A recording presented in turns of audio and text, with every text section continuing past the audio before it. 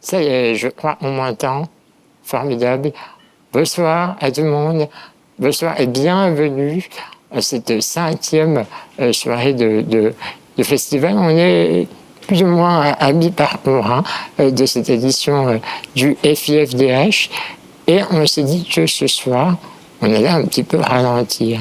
Et on allait ensemble prendre soin les uns des autres en Suisse. Suisse, pays de la charité, pays des soins, pays de la Croix-Rouge. Et finalement, est-ce qu'en Suisse, on est bon ou pas dans ça, dans les soins? Est-ce que le monde est bon ou pas dans les soins? On va en parler avec nos invités que je vais accueillir les uns après les autres, à commencer par Samuel Flard, activiste du CARE communautaire que nous avons vu dans le film. Je vous invite à me rejoindre sur le plateau dès que vous êtes prêts. Ensuite, on accueillera Soisic Pinault. Vous êtes journaliste sur les questions de solidarité pour le compte de Manifesto 21. Vous pouvez nous rejoindre en plateau également. Et Anna Toumazov, vous êtes journaliste féministe, vous travaillez pour Move Radio, vous animez Tunnel, une émission tous les jeudis à 19h. Vous êtes également activiste reconnu pour votre approche solidaire des violences faites aux femmes.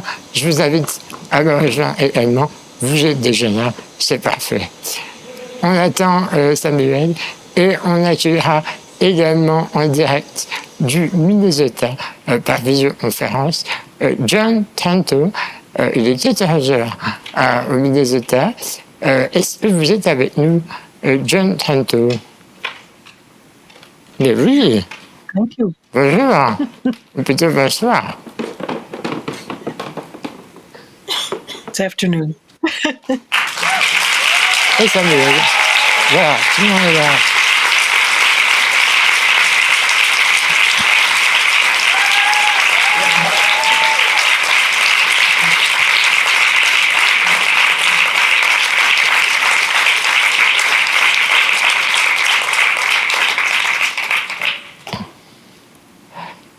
John, Samuel, Choisi, Anna, merci infiniment d'être avec nous ce soir pour discuter du CARE, de cette solidarité et des soins, une révolution douce, mais pas forcément. On l'a vu, on va en discuter. On va donc explorer ensemble comment replacer la bienveillance au sein de nos institutions, de nos pratiques et de nos imaginaires collectif, évidemment.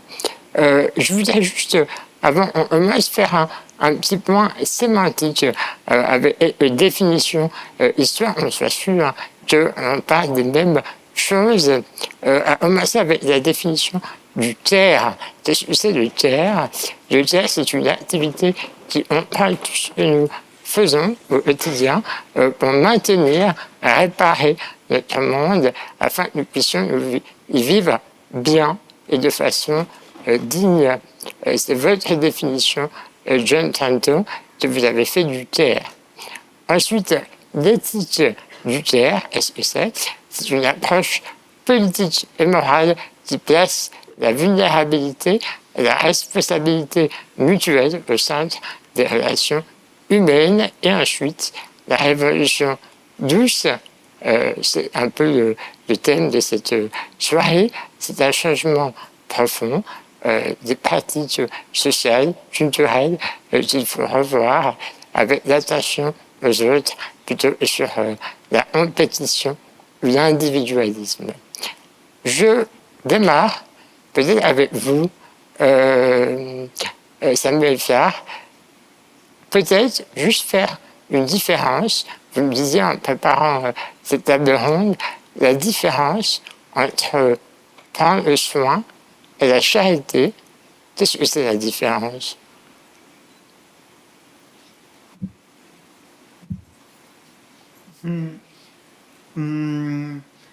So first I would say, or would start with Alors, la première chose, c'est que le soin, ce n'est pas un concept. Ce n'est pas un concept universitaire. Pour comprendre le soin, il faut vraiment être présent dans notre corps. Donc, pour que ce soit quelque chose que vous puissiez comprendre, vous comprenez le concept parce que vous m'écoutez parler et vous réfléchissez, mais si vous essayez de ressentir là où vous êtes assis, vous pouvez peut-être le faire, essayer de ressentir votre présence sur votre siège, la personne qui est à côté de vous. Eh bien, c'est ça, le soin. Donc, il y a une différence entre ce qu'on a dans la tête et ce qu'on peut ressentir dans nos corps. Le soin et la charité, ce sont deux choses qui sont opposées parce que il y a des arrière-pensées à la charité. Par exemple, lorsque l'on pense au colonialisme blanc, ce sont des gens qui ont colonisé le monde et il y a deux aspects à cela. D'un côté de la médaille, il y a les institutions religieuses qui donnent à manger ou dormir, qui instruisent et qui excluent des gens, des sociétés, comme par exemple les personnes avec des problèmes de santé mentale ou les handicapés. Et de l'autre côté, il y a la force brute. Et la charité est là pour camoufler la force brute. C'est comme cela que la charité fonctionne également, même ici, dans notre société.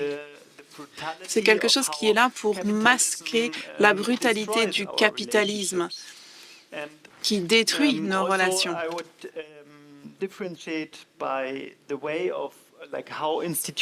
Également, il y a différentes manières pour les institutions de fonctionner. Il y a, mettons, les centres d'accueil de réfugiés, il y a les maisons de retraite. Et ces institutions fournissent des soins seulement si les gens qui y sont respectent les règles et s'ils sont reconnaissants. Imaginez que des gens dans un foyer pour personnes handicapées se soulèvent et disent « Non, maintenant on veut la clé de cette institution et on veut recevoir les fonds et on veut s'organiser nous-mêmes. » Ça ne peut pas fonctionner dans une institution qui est financée par la charité. Voilà la différence entre le soin et la charité. Je pense que c'est quelque chose de très important parce que la charité, c'est quelque chose qui est très dominant dans nos sociétés. Et souvent, on ne se pose pas la question de ce qu'est le soin et en quoi les deux sont différents. Cette clarification. Petit message à la régie, j'ai juste pas de retour dans mon oreille de l'interprétation en français. Si on arrive à régler ce petit problème, ce serait super, mais on continue avec John. On vous rejoint dans Minnesota. Je le disais tout à l'heure, vous avez théorisé ce tiers, et vous êtes une des figures tutélaires de cette façon de penser. Et justement, je vais vous poser une première question ce soir, c'est comment est-ce que nous pourrions faire pour passer concrètement du concept à l'action par tangible, par concrète de la vie de tous les jours. Eh bien, c'est une excellente question. Et bonsoir à toutes et à tous. Merci pour tout ce soutien technique que vous avez organisé pour permettre cette discussion. Comme Samuel vient de le dire, le concept du soin, c'est quelque chose qui peut être utilisé à bon escient ou à mauvais escient. Il peut être utilisé pour cacher de mauvaises actions de toute nature. Donc la question, c'est de savoir comment est-ce qu'on s'y prend pour faire en sorte que le soin qui est apporté, c'est vraiment le soin dont les gens ont besoin. Et il n'y a qu'une manière de le savoir. Il faut que les gens qui reçoivent ces soins soient ceux qui prennent les décisions à leur sujet. Nous recevons tous des soins constamment. La plupart des gens se voient comme valides, comme capables. Ils prennent soin d'eux-mêmes ou alors ils payent d'autres gens pour prendre soin d'eux. Ils récupèrent leur linge propre au pressing. On reçoit sans cesse des soins. Et ce que nous devons faire, c'est faire en sorte que les voix de ceux qui apportent ce soin et de ceux qui reçoivent le soin soient constamment entendues dans la construction du soin. Pour moi, c'est une question de révolution démocratique. Et cela a commencé au début du 19e siècle. Les femmes ont été intégrées à la sphère politique au cours du siècle dernier, mais c'était toujours les femmes qui étaient chargées du travail de soins, les femmes et les personnes de couleur, les groupes en marge de la société.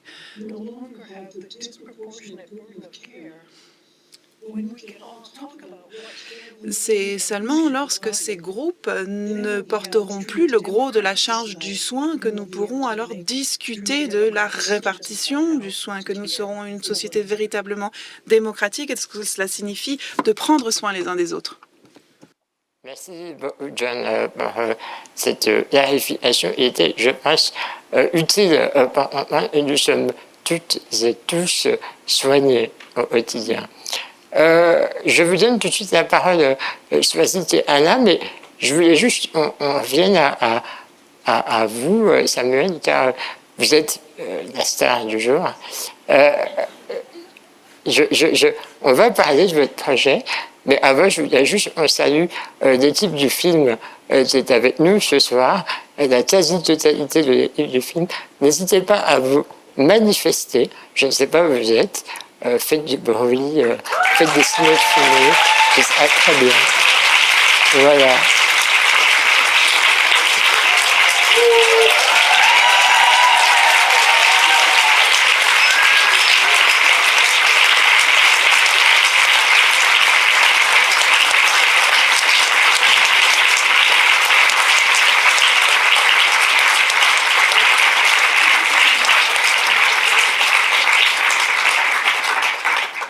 Et certains et certaines protagonistes se rencontrent ce soir pour la première fois.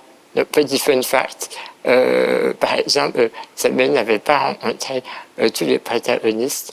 C'est aussi un premier date ce soir, finalement. Est-ce que ça va matcher ou pas? On verra ça demain. Samuel, vous avez transformé une éthique en mode de vie radicalement inclusif. Il y a eu un accident, il y a eu la découverte du handicap, il y a eu une partie de votre vie en Ouganda notamment, et un projet d'habitat inclusif. Le film a été tourné en 2023. On est 2 ans plus tard.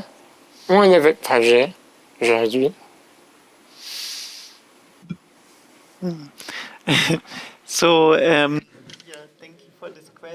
Merci pour cette question. Et puis, j'aimerais dire qu'il y a tout un tas de personnes qui ne sont pas là ce soir et qui pourtant font partie du projet. Vous les avez vus. Et moi, je ressens leur présence avec moi ce soir. Alors oui, comme vous avez pu le voir dans le film, il y a ce moment où on commence à lever des fonds. À ce stade, on pensait devoir lever 950 000 € pour construire ce logement. On avait commencé la levée de fonds Mais on s'est dit, c'est une quantité d'argent fou, on va essayer, on n'est pas sûr d'y arriver. Et puis, ce que vous avez vu, c'est nous en train de parler de fonds plus importants que l'on pourrait recevoir de grandes entreprises, de grands bailleurs de fonds. Depuis, on a travaillé d'arrache-pied, on a commencé également à emprunter de l'argent aux gens. On leur dit, vous pouvez l'investir à la banque, mais vous pouvez aussi l'investir dans un logement et vous saurez que ça ne va pas à l'achat d'armes, par exemple.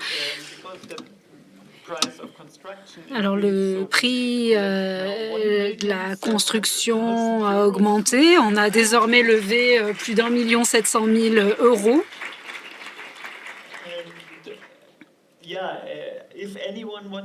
Et si quiconque veut se lancer dans un tel projet, moi je dis allez-y.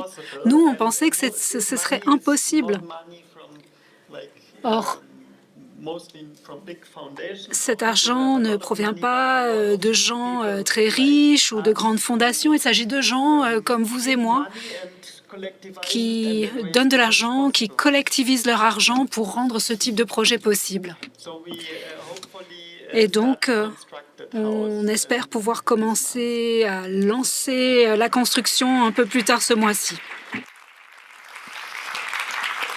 Félicitations et on se réjouit évidemment d'avoir des nouvelles de votre projet.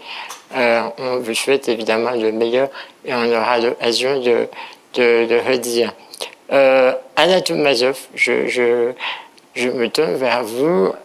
Vous avez été militante, vous êtes toujours militant, mais vous avez été amené à ralentir un petit peu, à prendre soin de vous aussi, surtout. Qu'est-ce que vous répondez aux personnes qui considèrent peut-être que le CARE, c'est un concept un petit peu trop doux, un petit peu plan-plan, un petit peu utopiste, comme ça? Déjà, merci pour l'invitation. C'est un honneur d'être avec toutes ces personnes, d'avoir pu voir ce film et d'avoir aussi l'équipe de tournage qui est avec nous. Bravo, bravo encore à vous. En fait, je crois que ce dont on parle et moi, ce dont j'ai souffert, mais j'en parlais encore tout à l'heure avec Costanza Spina qui nous fait aussi l'honneur d'être dans la salle. Il y a un gros problème dans le militantisme et dans les milieux progressistes. D'aucuns diraient dans les milieux woke, mais grâce au ciel, on n'est pas en France. Donc ça va, on peut un peu souffler ce soir.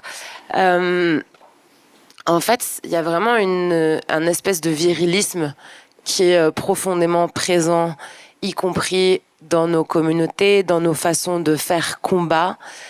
Comme si les personnes en face, les forces réactionnaires qui sont de plus en plus puissantes et qui sont très violentes ne pouvaient être contrées qu'en utilisant les exactes mêmes méthodes.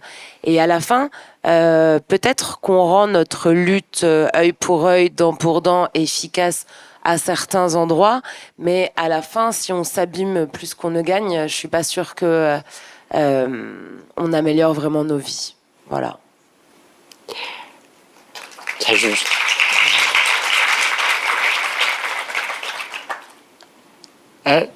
Soisy Pinot, vous êtes journaliste sur les questions notamment de solidarité culturelle. Vous travaillez pour Manifesto 21, partenaire de cette soirée.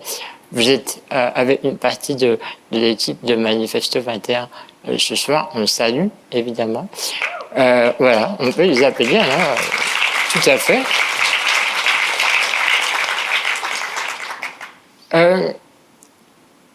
Comment peut-on concrètement instaurer une éthique de culture dans un milieu aussi concurrentiel que la culture et les médias monde qui façonnent un peu l'opinion publique et donc indirectement l'opinion des soins, de la vulnérabilité et du care? Eh ben, pour nous, en tout cas pour nous, Manifesto 21, cette éthique, elle s'instaure en travaillant en collectif et de façon communautaire autant qu'on peut. Manifesto, c'est un média qui est fait par et pour les personnes de la communauté queer et des personnes féministes et qui a volonté de donner la parole à des personnes qui ne sont pas ou peu représentées dans les médias. Et je pense qu'on se rend compte aujourd'hui ô combien ces représentations, elles sont importantes et elles ont besoin d'être là. Donc pour nous, il y a vraiment cette façon-là de travailler, quoi. Vous n'hésitez pas à choisir et Anna à me jeter des pierres si c'est pas vrai, mais j'ai l'impression que le sujet du care est profondément féministe finalement, puisque je voyais en préparant cette table ronde 90%, 90% des travailleurs formels du care sont des femmes. Donc, je ne sais pas laquelle des deux veut réagir, mais c'est infiniment féministe, en fait. Profondément et précieusement, peut-être. Ouais, mais en même temps, ça devrait pas nécessairement. Vous pouvez des terres, hein.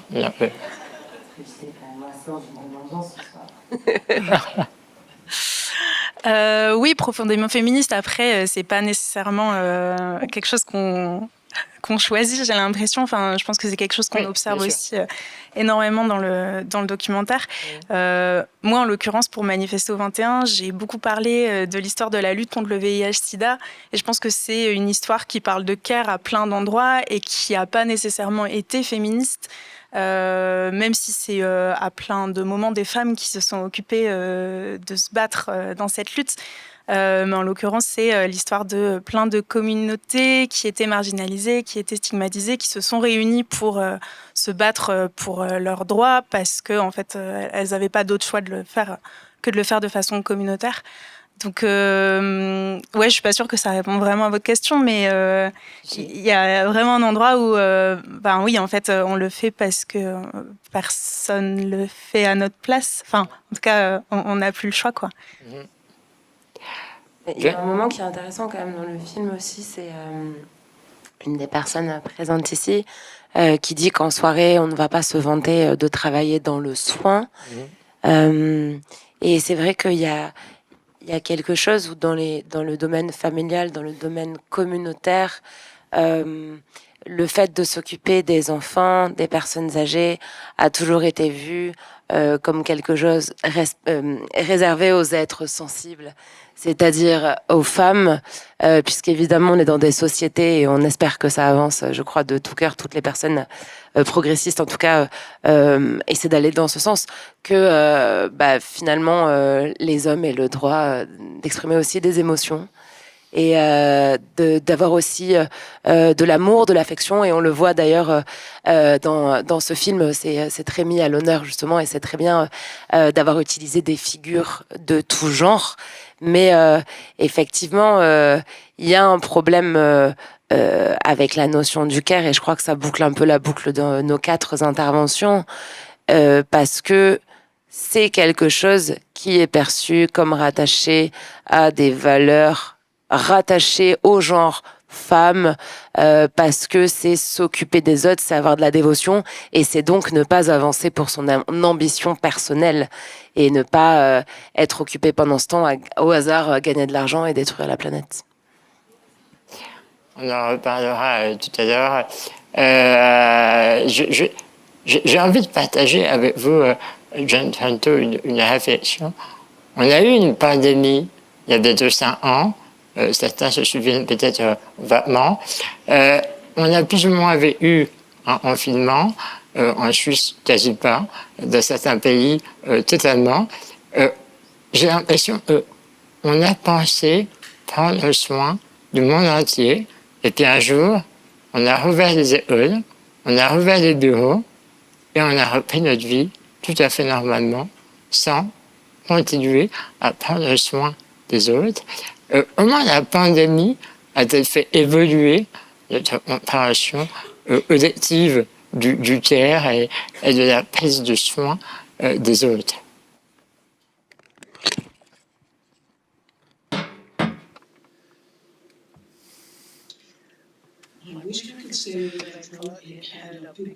Eh bien, j'aurais aimé vous dire que ça avait changé les choses, mais vous avez tout à fait raison.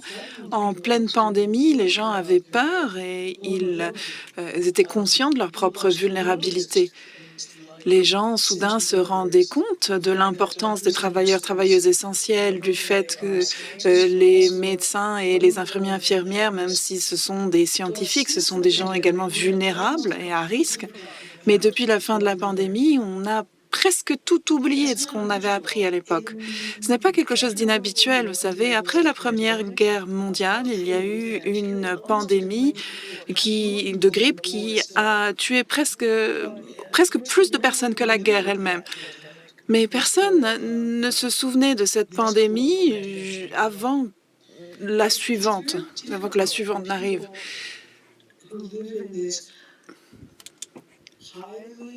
C'est très difficile pour des gens qui vivent dans cette société validiste, capitaliste, de penser à leur propre vulnérabilité humaine. Et du coup, tout ce qui a trait aux soins, au care, est relégué à la marge. Ce qui est le plus important dans notre culture, à nos yeux, c'est la richesse. C'est vraiment ça qui est au cœur de nos préoccupations. Ce qu'il faut, c'est que les gens se rendent compte et qu'ensuite, ils prennent du recul pour se rendre compte de ce qui compte vraiment. C'est vrai dans nos vies personnelles, mais personne ne se dit que c'est une manière de comprendre le monde dans son ensemble. Ce qu'on voudrait, c'est vivre dans un monde sans domination, exempt de domination, comme Arnaud le dit à la fin du film. Ce qui serait bien, ce serait de se libérer de l'ambition, juste être soi-même, pouvoir prendre soin de ce qu'on aime et recevoir le soin dont on a besoin.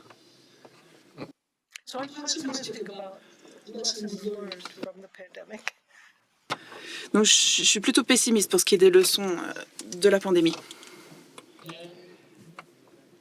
Vous êtes peut-être pessimiste, mais on va essayer de rêver un petit peu ce soir. Je sais, c'est parfois difficile, mais on va tenter. Avec vous, Samuel, à quoi ressemblerait un monde du care idéal, finalement? Yeah, I love dreaming, so. Alors moi, je suis vraiment un rêveur, hein, donc merci pour la question. I think to me, it seems a bit simple because it's like a different way of being. Pour moi, c'est assez simple parce que c'est une manière différente d'être là, d'être présent.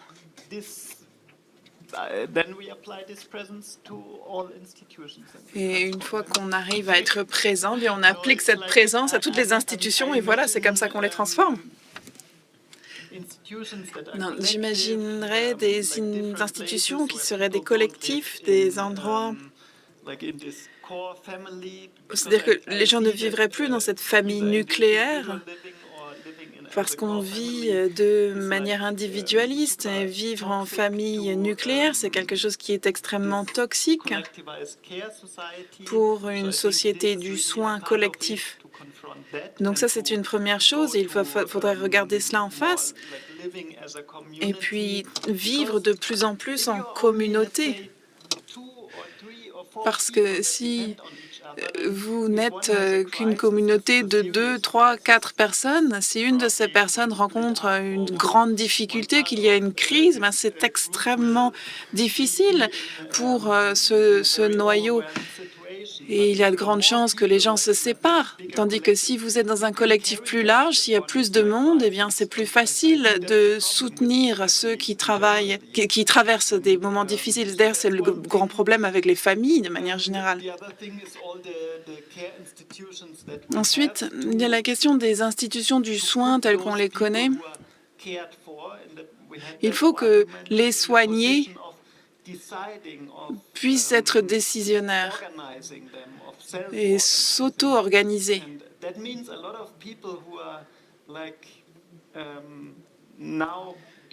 Ça signifie que beaucoup de ceux et celles qui travaillent dans ces institutions aujourd'hui vont devoir peut-être trouver un autre métier parce que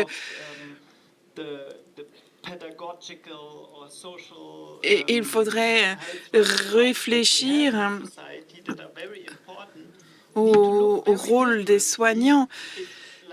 Le rôle des soignants est très important, bien sûr, mais les patrons, c'est les soignés, finalement. Il faut inverser ce rapport de force entre les soignants et les soignés.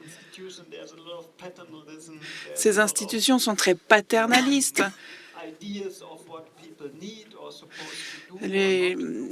Les soignants ont souvent des idées préconçues quant à ce dont les soignés ont besoin.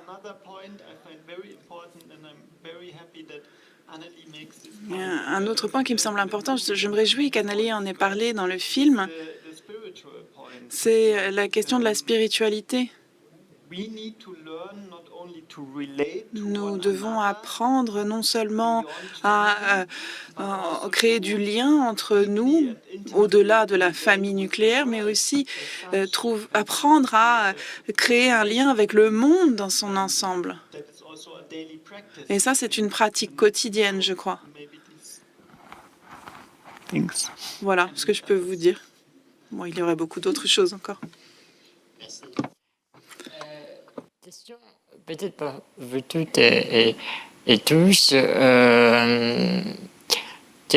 moins nos institutions politiques et économiques pourraient revoir leur système pour intégrer ce prendre soin collectif. Je commence peut-être avec vous, Anna. Il faudrait commencer par être de gauche, mais là, ça a l'air mal parti. Non, mais déjà, pendant que Samuel parlait, je me disais aussi qu'en plus, ce constat qui est fait constamment d'un paternalisme à l'hôpital ou dans les centres, donc à l'hôpital avec les personnes qui souffrent de maladies ou dans des centres d'accueil pour personnes en situation de handicap. C'est aussi ce qu'on retrouve dans les maisons de retraite. C'est aussi ce qu'on retrouve dans les écoles, dans les crèches.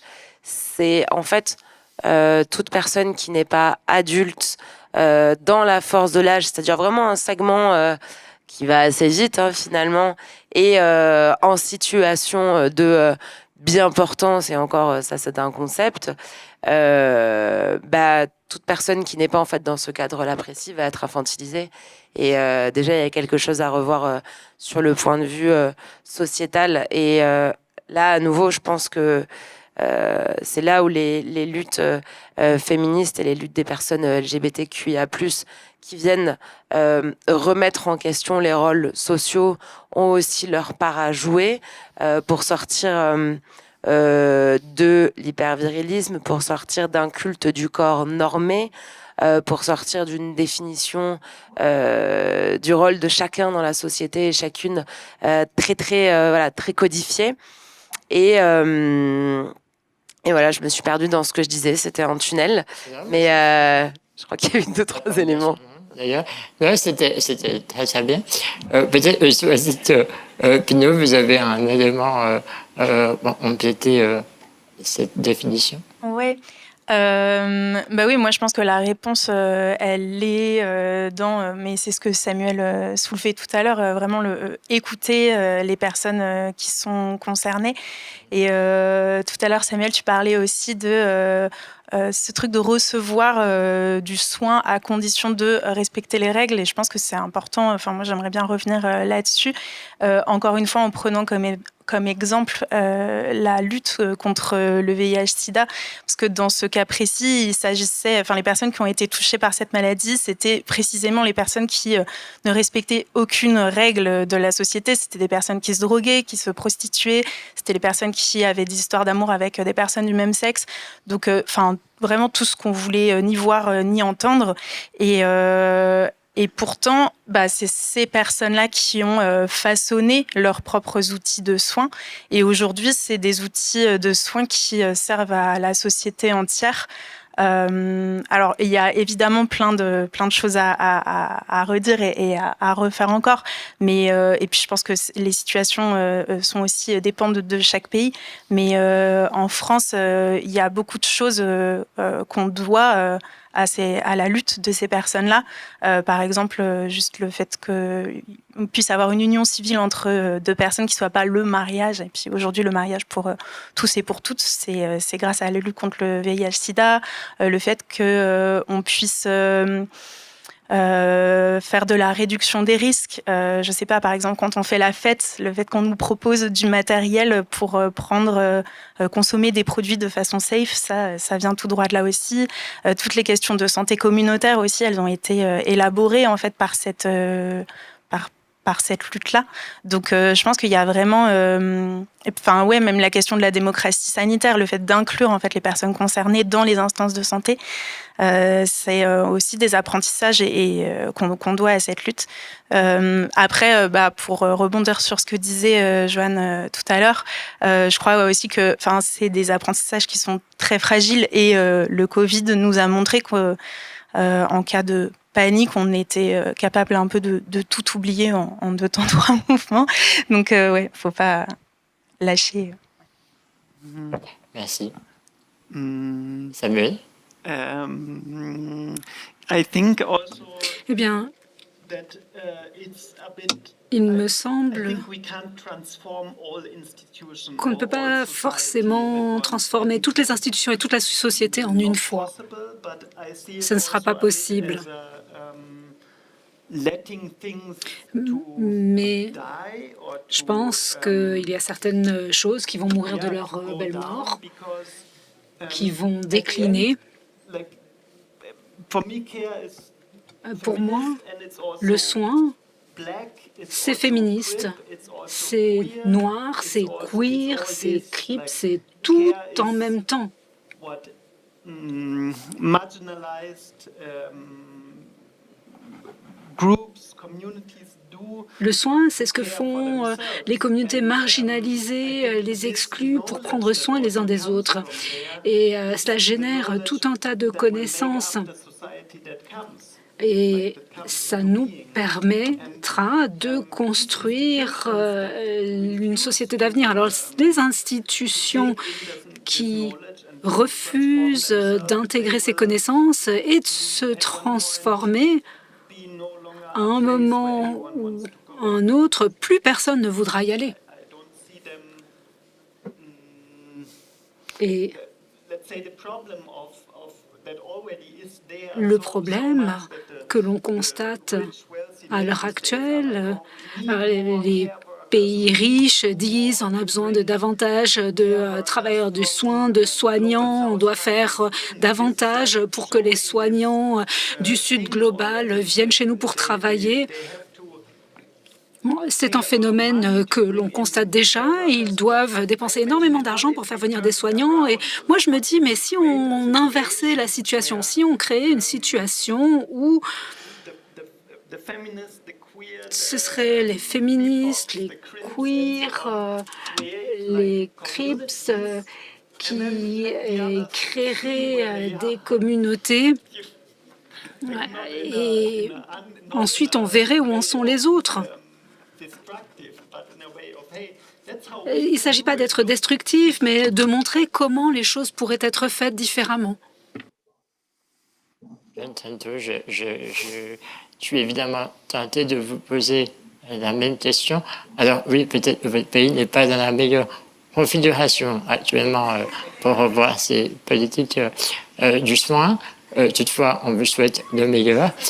Est-ce que vous avez une possibilité, un vœu, un système qui fera que les institutions politiques se transforment?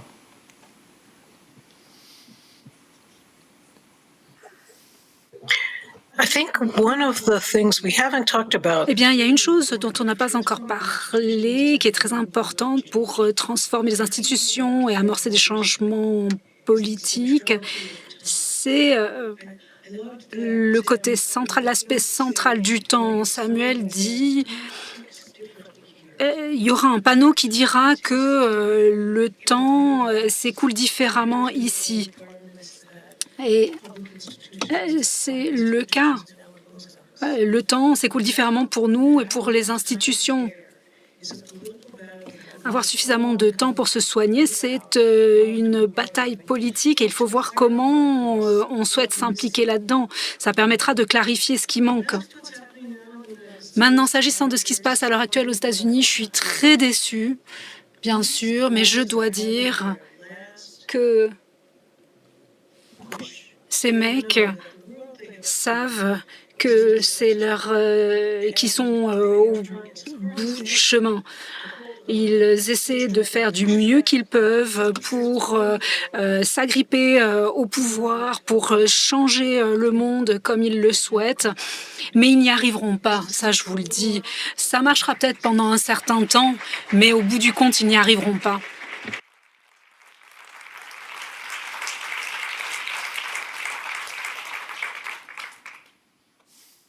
Ils n'y arriveront pas et peut-être que j'ai envie de faire une transition avec justement l'évolution de notre monde. Toute une partie du film est notamment consacrée à la crise climatique, aux incidents qui se produisent de plus en plus fréquemment. Je ne sais pas lequel ou laquelle d'entre vous souhaite réagir, mais finalement, quelle place pour le tiers dans un monde en crise climatique? J'ai l'impression qu'on va devoir profondément, avec le vieillissement de la population, avec le réchauffement et le dérèglement climatique, on va devoir prendre soin les uns les unes des autres. Quelle solution, du coup, quelle place pour le tiers dans cette société? Je ne sais pas, vous êtes d'entre vous, peut-être choisi, Anna? Pif, paf, pouf. Ou Samuel, peut-être. Anna. Waouh. Waouh. Il y a beaucoup à dire. Mais ça veut dire que ta question est super intelligente, donc bravo. C'est gentil, merci. Qui n'arrivons pas à... est-ce qu'il va y avoir un changement, du coup, dans la façon de considérer le care dans la société? Oui. Ou est-ce qu'on ne ferait pas mieux de le faire? Ouais. Mais en fait, je crois qu'on est déjà dans des situations où, quand même, dans les familles, notamment, là, je prends l'échelle communautaire la plus petite, disons, il y a déjà des formes de care où, en fait, au final, les gens s'occupent quand même les uns des autres. Mais effectivement, c'est caché. Les personnes âgées qui commencent à décliner, à perdre la tête, on les planque. Les personnes qui tombent malades, on n'en parle pas trop. Les personnes qui, suite à un accident de la vie, se retrouvent en situation de handicap, pareil, on n'en parle pas trop. Et il y a un truc extrêmement tabou. Et je crois que ça va même plus loin. C'est qu'en fait, on est dans une société qui valorise tellement la force brute. Et j'appelle de mes voeux également le fait que ça s'arrête. Et je suis très heureuse d'avoir entendu des mots d'espoir d'outre-Atlantique. Mais il y a ce truc où je crois aussi que les gens ne veulent pas voir parce que ça les renvoie à la possibilité de ne plus eux-mêmes pouvoir être dans cette quête effrénée de rapidité, de productivité. Et effectivement, le corps en situation de handicap est en situation de rébellion dans cette société, puisqu'il est à l'opposé de ce que celle-ci exige. Maintenant, est-ce que c'est en train d'évoluer? Oui, gageons que oui, parce qu'effectivement, toutes les révolutions qui sont en train de s'opérer progressivement au niveau des mentalités, ça va plus ou moins vite selon les endroits, ça va plus ou moins vite suivant les individus, mais je crois quand même que ça va dans le sens d'un care de plus en plus fort. On le voit, la tension qu'il y a actuellement sur, par exemple, la question des burn-out, elle n'existait pas avant, en tout cas pas comme ça. On disait aux gens, écoute, t'es déprimé, on disait pas dépressif, on disait t'es déprimé, va dehors respirer, par exemple. Ouais. Ou alors, oui, mais il faut que tu ailles au travail, lève-toi. Enfin, bon, c'était aussi simple que ça. Et j'ai l'impression quand même qu'on parle de plus en plus de santé mentale, on parle de plus en plus de conséquences psychosomatiques aussi bien des traumas individuels que des traumas sociétaux. Enfin, il y a quand même plein de choses qui sont des signaux. Il faut regarder les signaux qui convergent. Est-ce que c'est des signaux très forts et explicites? Je ne sais pas, mais effectivement, je crois qu'il faut se raccrocher aux branches de l'espoir. Très bien dit. Choisis. Ouais, j'ai l'impression, effectivement, qu'il y a une prise en compte et surtout il y a des réponses qui existent déjà, mais c'est aussi ce que dit la personne, la sociologue, je crois, dans le film. Enfin, on a déjà tout pensé, on a déjà tout mis sur la table. Faut juste que les institutions et les pouvoirs publics nous suivent. Et je pense que dans la majorité des luttes, c'est aussi comme ça que ça se passe. Les réponses, elles sont d'abord individuelles et elles sont d'abord associatives et après, elles commencent à prendre plus de place, mais j'ai l'impression qu'en tout cas, les communautés queer notamment, c'est des sujets qu'elles pensent et qu'elles pratiquent de façon effective depuis plusieurs années déjà. Ouais. Oui, Anna. D'ailleurs, le sujet qui, à nouveau, a toujours fait débat de la question des espaces en non-mixité, des espaces communautaires, etc., c'est avant tout du care. C'est des espaces pour construire des ripostes et essayer de faire advenir un monde meilleur où il n'y ait plus ces oppressions, mais c'est aussi du care. Et même, je vais aller plus loin, même MeToo, c'était du care aussi. En fait, la façon dont ça a pu changer les dîners entre femmes et minorités de genre, où en fait, une fois que la parole s'est ouverte, il y a eu des confidences de plus en plus aisées entre personnes concernées sur la question des violences sexuelles. Mais c'est déjà du care, le fait de pouvoir parler, de pouvoir libérer une parole et de se sentir en confiance pour pouvoir la donner, la faire éclore et se sentir entendu, c'est déjà une forme de care. Donc je crois qu'effectivement, toute communauté minorisée connaît déjà le care. Mais à nouveau, les personnes dominantes, elles veulent pas se retrouver à adopter les pratiques des personnes minorisées parce que ça fait peur. Mais quand elles vont se rendre compte, en fait, que les personnes minorisées sont en majorité, peut-être que ça évoluera. Et puis, tu dis qu'elles veulent pas, mais j'ai l'impression que en vrai, ces pratiques, elles infusent dans plein de cadres de nos vies. Je sais pas, notamment dans la fête, par exemple, tout ce truc de créer des safe spaces. Ça, c'est vraiment des pratiques qui viennent tout droit de nos pratiques communautaires et on voit bien que ça fonctionne et que ça inspire. Donc, je pense que ça peut aussi aller dans ce sens-là. Ouais. Samuel, je voudrais juste faire un parallèle peut-être avec le validisme. On en a parlé un petit peu, c'est un mot qui est revenu. Et le validisme au sens large, puisqu'on sent toutes les personnes qui ne répondraient pas à l'injonction de la bonne santé. Il y a un mouvement du validisme qui dénonce justement cette injonction à se soigner, à se réparer, à se conformer à une société qui fonctionne à la force. Du coup, je vous pose un petit peu la question volontairement un peu provocatrice, mais est-ce qu'on a le droit de ne pas se soigner?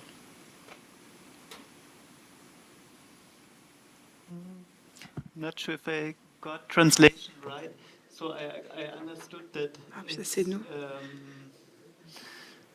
Donc, de ce que j'ai compris, Fighting against ableism as healing. vous avez parlé de la lutte contre le validisme en tant que soin. Yeah, very much. Yeah, I relate very much to it. Oui, alors c'est quelque chose qui me parle beaucoup. I also practice myself. Moi-même, Theater practices je pratique cela. J'ai différentes pratiques, le théâtre, des pratiques collectives. Ce sont des pratiques qui nous viennent de communautés autochtones pour beaucoup. Et ces pratiques nous permettent d'apprendre ou de réapprendre à prendre soin de nous-mêmes et des autres. Parce que ce n'est pas que le monde qui est colonisé, c'est également nos esprits et nos corps qui sont colonisés. On perd le contact qu'on pourrait avoir avec certaines parties de notre corps et avec ce que cela signifie que d'être un être humain. Et réapprendre cela par le biais de pratiques somatiques ou par le biais de pratiques de soins. Si on revient un peu en arrière à la première réunion du cabinet de Trump, en regardant les gens, la manière dont ils se tenaient, eh bien, leur corps parlait d'eux-mêmes. Et ils m'ont fait pitié, vraiment. Ils sont rigides, ils sont coincés dans leur corps. Il n'y a aucune joie dans ces gens. Alors bien sûr, ils ont du pouvoir, hein, ils peuvent jouer avec, mais moi je voudrais pas être à leur place, hein.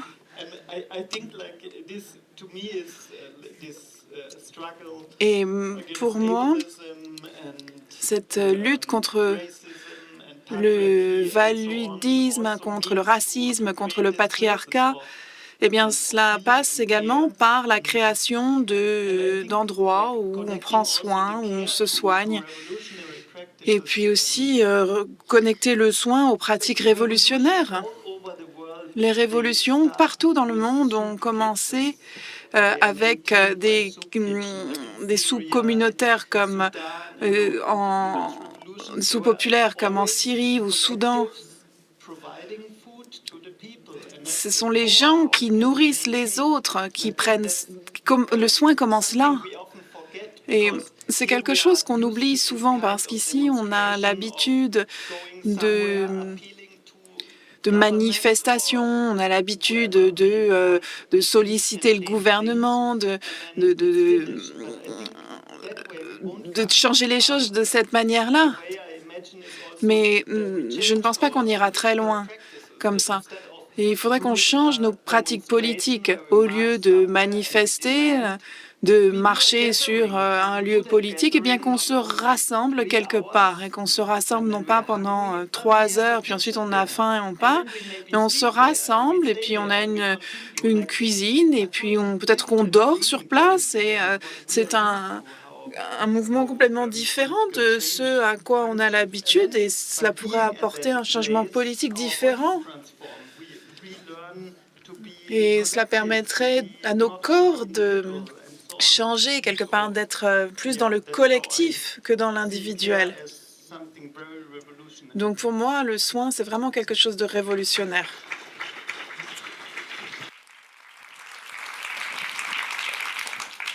On va gentiment donner la parole au public qui va vous maltraiter avec ces questions. Donc, n'hésitez pas à réfléchir à vos questions. Juste une autre question pour vous, John Tranto. Pendant que tout le monde réfléchit à la question la plus maltraitante on puisse trouver ce soir, quelque part, on a vu dans le film, enfin, c'est en tout cas un sentiment que j'ai, on a vu que le soin pouvait être souffrance. On voit que certains soignants quelque part donnent tellement de leur temps que eh bien, elles finissent par souffrir eux-mêmes. Comment est-ce qu'on trouve un équilibre quelque part entre prendre soin des autres et prendre soin de soi?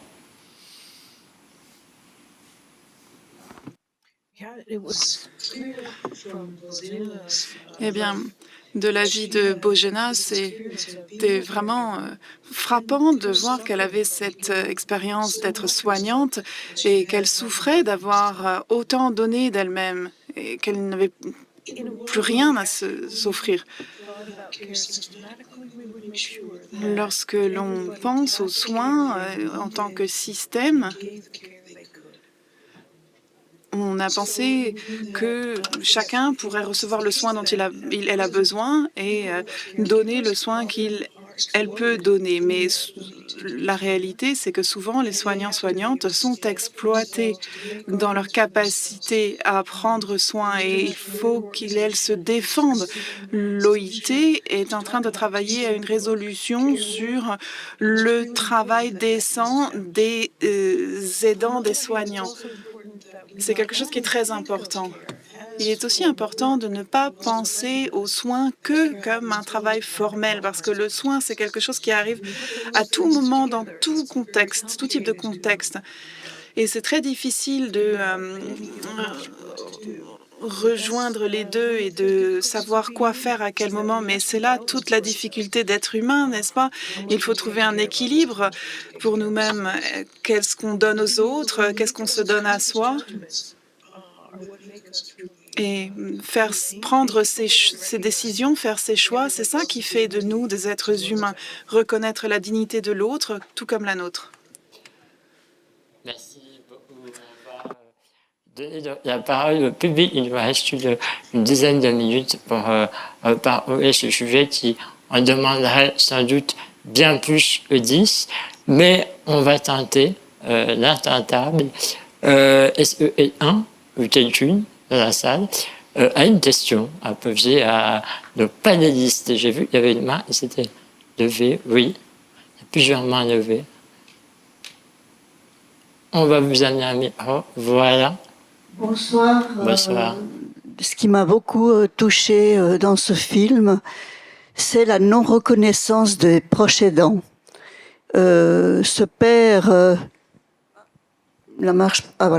ce père qui s'occupe de son fils et qui met tellement d'énergie et d'efforts et qui, si j'ai bien compris, touche un montant dérisoire et qui n'est pas reconnu. J'ai trouvé ça terrible et je me demande dans quelle mesure, ici en Suisse aussi, le débat sur la reconnaissance des proches aidants est un long fleuve tranquille qui ne bouge pas. Et je me demande si, donc j'espère que ce genre de film pourra aider, mettre une pierre vraiment importante pour faire reconnaître ça. En France, je ne connais pas la reconnaissance, mais ici aussi, pour pouvoir obtenir des aides de la sociaux, donc des aides sociales, c'est des problèmes administratifs, des paperasses et tout ça. Et c'est vrai que la plupart des emplois et des rôles de proches aidants sont faits par les femmes, donc de la famille, donc qui ne reçoivent rien en reconnaissance, même pas. Il était question de leur accorder un salaire un petit peu minimum. Bah, c'est toujours en question et ça n'est pas fait, je crois, pour s'améliorer, puisque même en Suisse, dans les prochaines coupes budgétaires, le social est en première ligne. Voilà. Merci pour ce témoignage qui est effectivement précieux et qui me permet de rappeler un chiffre qui nous vient de l'Office fédéral de la statistique en Suisse. Aujourd'hui, en 2020, en tout cas, il y avait 1,6 million de personnes qui avaient besoin de soins, en tout cas au sens de la médecine, qui avaient besoin d'assistance quotidiennement. Et avec le vieillissement de la population, ce chiffre va monter à 2,7 millions. C'est une projection d'ici 2050. Donc évidemment, on va avoir besoin de ces proches aidants et aidantes et on va devoir reconnaître leur travail et aussi les protéger. Je ne sais pas si une ou un de vous veut réagir à ce témoignage. Sinon, on donne la parole à quelqu'une d'autre. Ça n'a pas l'air. Donc, on va donner la parole à une autre personne. Je vous laisse lever vos mains à travers la salle. Oui, là-bas. Ah, ici, voilà. Merci beaucoup pour le film et pour la discussion. Je crois que je dois parler en anglais parce que j'ai une question pour Toronto. So I will speak in English because I have a question for you. And I was working on an essay. Alors, je suivais un cours sur l'éthique du care. J'ai utilisé votre définition du care comme une activité qui est valorisée, qui est celle qui est la plus précieuse dans nos sociétés. Et je me demandais si la prostitution pouvait être considérée comme du care, si on utilise cette définition, quelque chose que l'on met en avant le plus dans nos sociétés. Est-ce que notionnellement, ça pourrait être le cas? Je me posais la question et je me demandais ce que vous en pensiez. Oui, Tell me your answer oui. first. Moi, j'aimerais bien savoir quelle est votre réponse d'abord. So Allez-y. The way current Eh bien, avec l'organisation actuelle des sociétés, les prostituées se voient bien souvent comme des soignantes, notamment dès lors qu'on a un rapport transactionnel avec la personne avec laquelle vous avez des rapports sexuels. La question de la sexualité et de ses liens avec le soin, c'est compliqué. Dans une société idéale, on en retire l'aspect pécunier. Alors, j'ai pas vraiment de position en la matière. J'aimerais savoir ce que vous en pensez, mais ce qui m'intéresse, c'est la question de savoir si on a construit la sexualité de sorte à ce qu'elle requiert une forme de domination ou de non-soin pour qu'elle se structure. Si tel est le cas, à ce moment-là, il faut regarder cela du point de vue du care. Et on pourrait essayer de voir comment l'organiser différemment. Les gens ont des besoins, ces besoins diffèrent. Ce sont des besoins qui sont construits de manière assez bizarre. Et différentes sociétés construisent la sexualité masculine-féminine de manière différente. Et cela aboutit à des situations qui sont plus ou moins bonnes. Donc, je n'ai pas vraiment de réponse globale à vous apporter, mais c'est une très bonne question à se poser. Une question peut-être dans la salle, un témoignage, un mot d'amour. On va éviter les jets de tomates, s'il vous plaît. Et il y a une question là-bas, je crois. Oui, bonsoir. Moi, j'ai une question sur l'histoire de la meilleure amie de la réalisatrice. On a un petit peu parlé de santé mentale, mais je voulais revenir sur ces personnes, parce que dans le film, on voit des personnes qui se font aider parce qu'elles n'ont pas trop le choix, parce qu'elles sont dépendantes. On voit aussi pas énormément, mais on le voit à travers la meilleure amie, mais les personnes qui souffrent en silence et qu'on ne voit pas, jusqu'au jour où ils décident de partir et qu'on se dit mais on n'avait rien vu venir. On parle beaucoup de la santé mentale des jeunes en ce moment qui se dégrade, et moi je me demande quel système de soins on peut mettre en place, enfin pour les jeunes ou les moins jeunes, mais pour les personnes qui souffrent en silence et qu'on ne voit pas souffrir jusqu'au moment où ils partent. Ouais, on rappelle que 80%, on estime, des handicaps et des maladies diagnostiquées sont invisibles et donc difficiles à percevoir dans ce jeu. Donc, on a évidemment besoin de se poser cette question. Merci beaucoup. Je ne sais pas si l'une ou l'un d'entre vous va répondre. Anna, Swadik, peut-être? On ne vous a pas encore entendu. Ouais, moi j'ai peut-être fait un mini bout de réponse et puis je serais ravie d'ouvrir la conversation avec vous.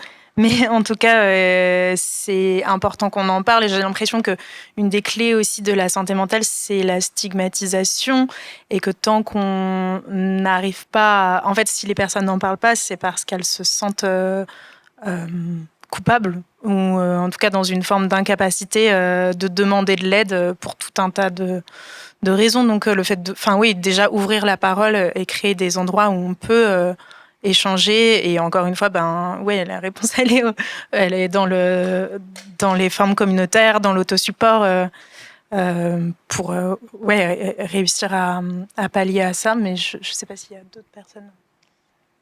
Ça veut être Anna, Joanne, peut-être. Je sais pas. C'est en train d'évoluer quand même la question de la santé. Ah pardon. Allez-y Anna, et après on donne la parole à John. C'est en train d'évoluer quand même la question de la santé mentale, il me semble. Enfin, on en parle de plus en plus. Effectivement, ça part de la jeunesse parce que la génération de nos parents, c'est vrai qu'il y a eu beaucoup moins la culture des psys, la question de la santé mentale. Enfin voilà, on le voit, il y a vraiment des différences générationnelles. Il semblerait que dans les générations qui arrivent, chez les gens qui sont ados actuellement, on parle encore plus de la question de la santé mentale. Et c'est super chouette. Après, ça doit évidemment, parce que là, par exemple, je vais encore parler de mon pays parce que c'est celui que je connais le mieux. la France, où on dit maintenant qu'il va y avoir accès à des psys, etc. Encore une fois, les gens vont mal parfois pour des raisons qui leur appartiennent, des raisons liées à des traumas, des raisons liées à des contextes, des raisons liées à la neuroatypie, mais il y a aussi beaucoup de gens qui vont mal par rapport à la société, au manque d'avenir, à l'éco-anxiété, à la facho-anxiété, enfin à toutes sortes de stress qu'il peut y avoir.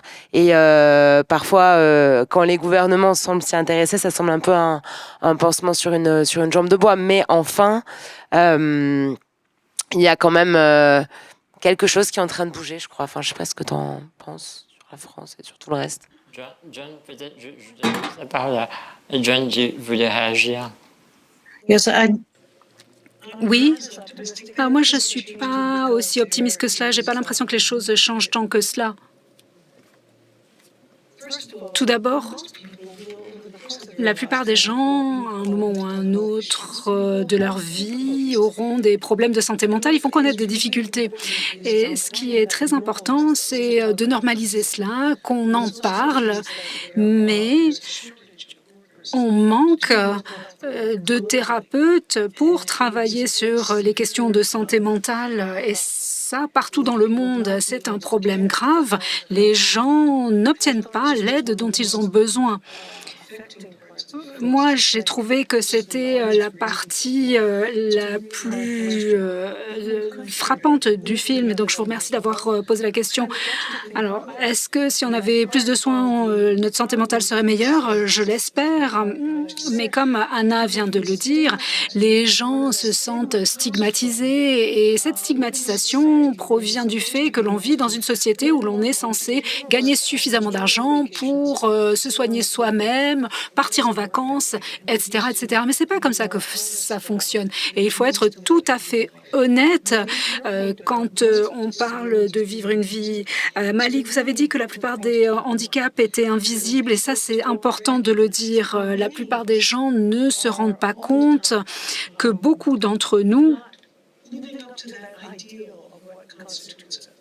ne se rendent pas compte de ce qui constitue l'idéal d'une personne valide. Et c'est quelque chose auquel il nous faut nous attaquer. Il faut que tout le monde puisse vivre une vie digne en tant qu'humain. Est-ce que je peux prendre la parole? Eh bien, comme les institutions qui existent sont des lieux où l'on ne se sent pas bien, on ne veut pas y aller parce qu'on entend tout un tas d'histoires plutôt négatives. Bah, si vous allez dans l'unité de psychiatrie, il se peut qu'on vous y enferme, qu'on vous impose des traitements médicamenteux, il se peut que vous rencontriez des médecins un petit peu bizarres et c'est pas forcément quelque chose que l'on souhaite pour soi-même. Il semble qu'il n'y ait pas d'endroit vers lequel se tourner. Et je me souviens d'avoir parlé à une personne qui se trouvait à la manifestation Occupy Wall Street à l'époque. Il est venu à l'université dans laquelle j'étudiais et il a dit qu'à son sens, ce qui se passait, c'était qu'il y avait tout un tas de manifestants, de sit-in, mais les gens qui s'y rendaient étaient des gens qui avaient des problèmes de santé mentale. Or, ils savaient que ces manifestations, eh bien, ils y trouveraient des gens plutôt sympathiques, ils y trouveraient de la nourriture pour se nourrir, et donc c'était un lieu où tout un tas de problèmes, de gens avec des problèmes de santé mentale venaient, ce qui fait que ça a posé ensuite tout un tas de soucis. Donc, quand on ouvre des espaces de soins, les gens s'y ruent parce qu'ils sont extrêmement rares. Et ensuite, ces lieux sont submergés et ils doivent essayer d'être plus exclusifs s'ils veulent rester des lieux de soins, ce qui est un petit peu paradoxal quand on y pense.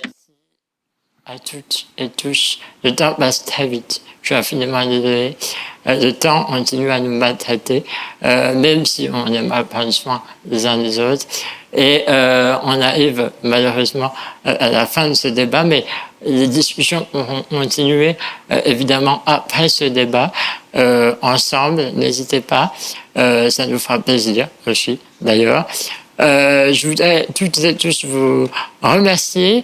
John Tronto, merci infiniment d'avoir été avec nous en direct du Minnesota. C'était un honneur de vous recevoir ce soir. Vous êtes politologue pionnière de l'éthique du tiers. Merci infiniment. My honor.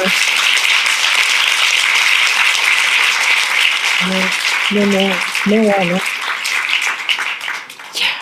Samuel Fiard, je rappelle que vous êtes activiste du tiers communautaire, vous êtes également protagoniste du film The Tender Revolution et vous avez un projet d'habitation communautaire. On vous souhaite évidemment le meilleur pour ce projet. Merci beaucoup d'avoir été avec nous.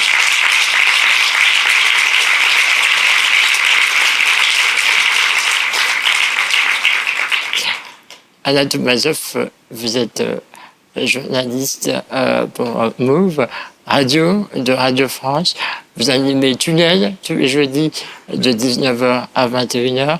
Jeudi, on parlera de faits divers, c'est ça, hein? Voilà, on parlera de faits divers. Voilà, deux salles, deux ambiances. Mais on parlera de faits divers. Voilà, c'est ça. Donc, on vous écoutera évidemment sur Move jeudi à 19h. Merci infiniment d'avoir été avec nous.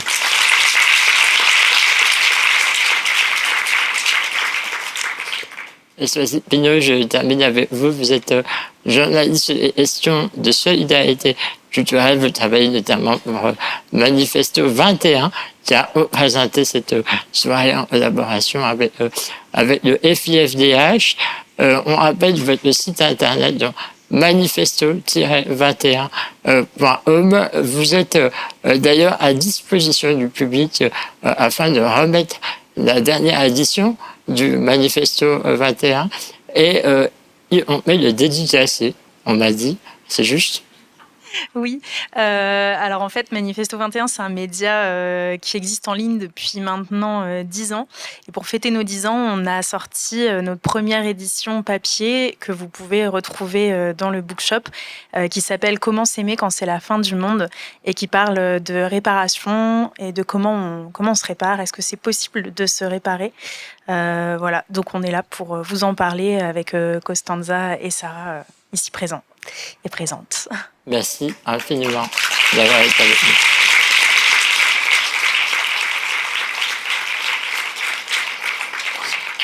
Et merci évidemment à vous toutes et tous de nous avoir suivis, de nous avoir supportés peut-être aussi en anglais, en français. Merci pour vos questions. Belle suite de festival, évidemment, à toutes et tous. Et puis, ça me semble assez à propos. Prenez soin de vous et prenez soin des autres aussi. Belle soirée.